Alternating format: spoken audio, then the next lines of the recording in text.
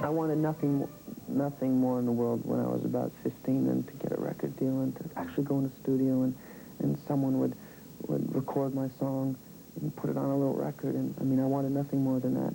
And now I want nothing more than to be able to go back and redo that again and write the best possible song I can write. So those are my passions. As far as interviews and the other things that go with it, some of that I could do without nowadays, but the musical part, not for a second.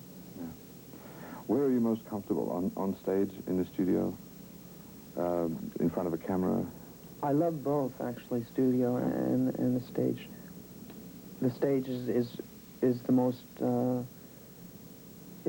gratifying, and you often hear artists talk about that, and it's very much the truth. I wish you could, if you'd written something. You're a journalist and now a television personality, but if you'd written something and you felt good about it, and then you read it to someone, and then you felt their response from it, it would make you feel good. Well, that's magnified when you walk on stage in front of 10,000 people or 15,000 people. Do you think Canada has molded you in a way that perhaps, Philadelphia might, the United States might? After traveling in America so much, I really believe there is a Canadian identity, and it's almost something that I couldn't describe verbally to you what the differences were, but I feel them. Yeah. I feel when I'm back in Canada, there's a certain quality within the Canadian people and a certain quality about the way of life and the attitudes that exist that's different from America. And I feel very Canadian. It's very ambiguous because it's hard to describe, but I think about sometimes that, this is where I was born, and this is where I started to cultivate my ideas and cultivate my views on things, and that's very important for me to know that it was Canada. It's also the place that was initially hardest to get a foot in the door. And is there any lingering resentment about that? I mean, the United States embraced you, a year after your record was released here, and then suddenly everybody, oh, well, Corey's Canadian. It's like, it must have hurt at the time. I sometimes, I think about it, and I sometimes wonder why that happened. And it frustrates me because I'm sure a lot of other artists will go through it as well. And when it happened, it really did bother me, and I was quite bitter about it. And then things changed so drastically that it was just, it's hard for me to reconcile the two views of how it could have changed so fast. I really never believed that it was the people of Canada. I just think it was more the hierarchy of the industry that has its problems, not more the people of Canada. As I know one thing, that when I toured this time in Canada, after I'd gone through once before, I know that a lot of the people out there relate to me as a Canadian and relate to me as a Canadian artist, and they relate themselves as being Canadian. Sure. And I look out there and see the flags, and there's nothing wrong with nationalism. No, and it certainly isn't, particularly when Canadians have lived so long in someone else's cultural shadow. It Ain't Enough was the second video that we did together, and was the first video that we really tried to show something of a storyline to follow, for want of a better person to describe, a Jimmy Dean type of character, and make it look as if it was part of a really big film, a very large idea, and do that with video music.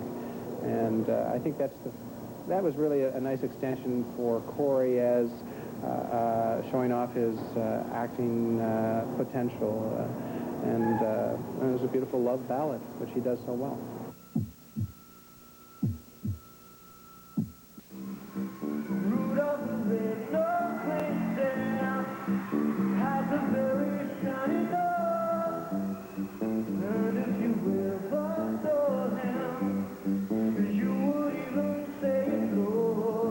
Keep on.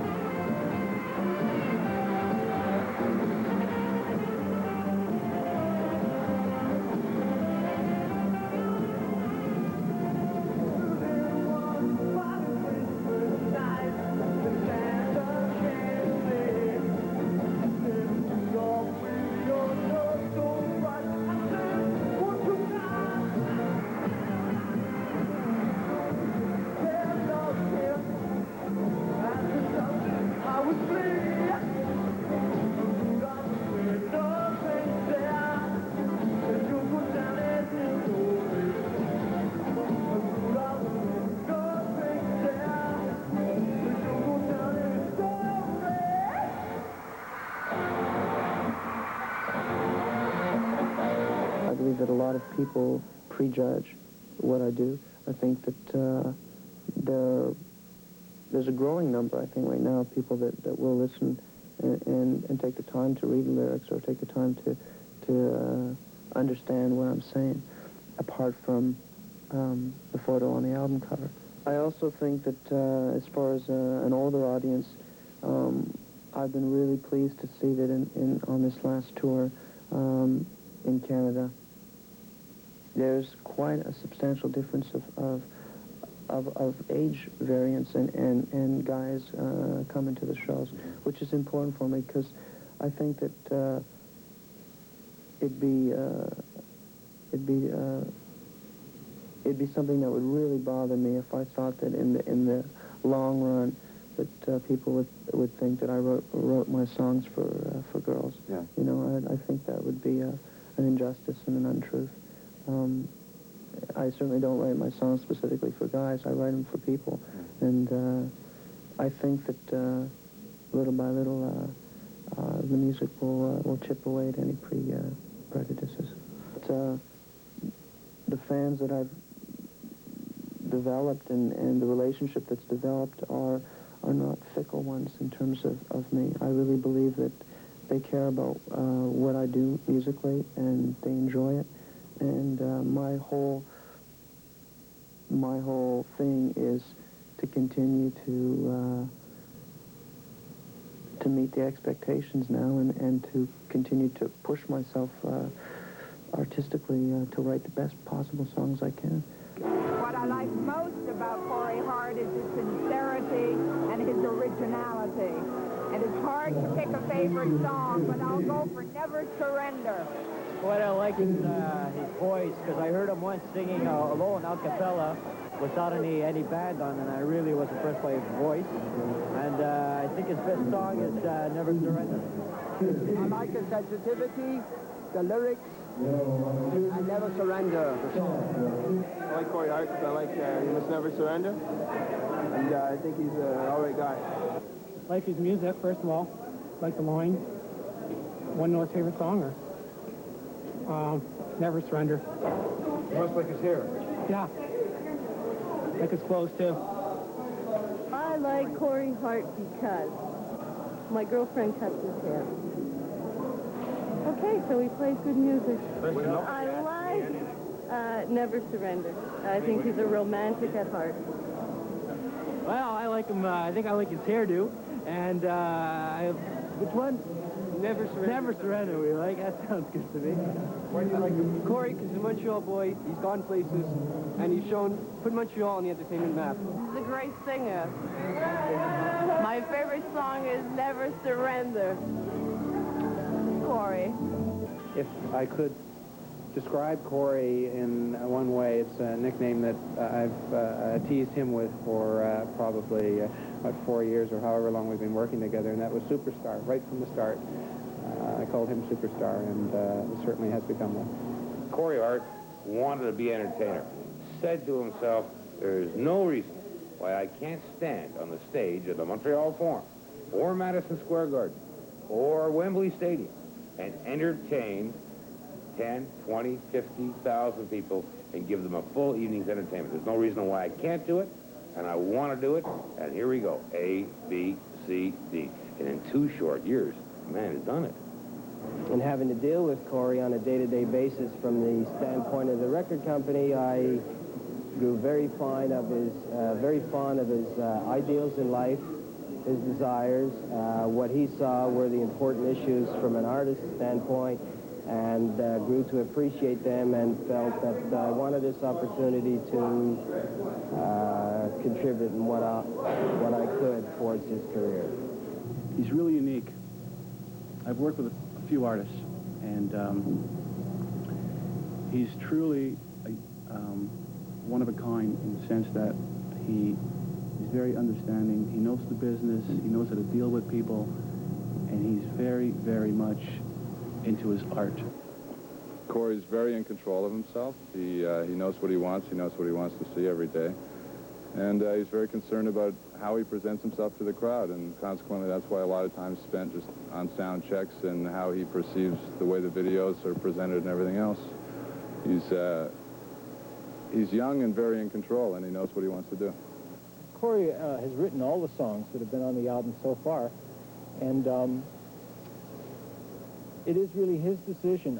In making the first album, he consulted with John Astley and Phil Chapman about the material, but Corey always had the final say. On the second album, I think people doubted him a little bit less, and it was more a question of, well, Corey, what do you want to do? And he knew exactly what he wanted to do, as it will be with the third album. Corey's his own musical director, as well as writer, as well as co-producer. You have such a strong grip on your own career and life, and all the creative aspects of it. I know you not only write your own material and produce it, you're in control of the entire operation, more or less, your image. You do your own storyboards for your videos. Well, you know, I think that if I was an artist that was confused with his creative expression, or however you want to say, I would look for direction from other people. But creatively is where I'm my strongest, I think, and where I feel I know myself the best. And I would be very hard-pressed to do anything that I didn't feel I could live with, or that I didn't feel instinctively was right for me. So it makes it sound like I've got my hands in, 15 different pies, and I probably do, but I listen to a lot of other people, and I take a lot of advice and guidance from people that I respect. But the end result is I do what I feel is right for me, and I have to live and die by my art, and I've got no problem with that. We can bring the distance, only we can make the difference. Don't you know that we're not enough? It's only for me to be able to contribute. Not everyone is given the opportunity to contribute in a way like this and feel you're actually doing something. And it's great for Canada. It's great for everybody. This possible. Yeah, the real one. Don't raise down with them. Which ones are better? It's fun hearing them all sing. I'm a Corey Hart fan myself. For obvious reasons.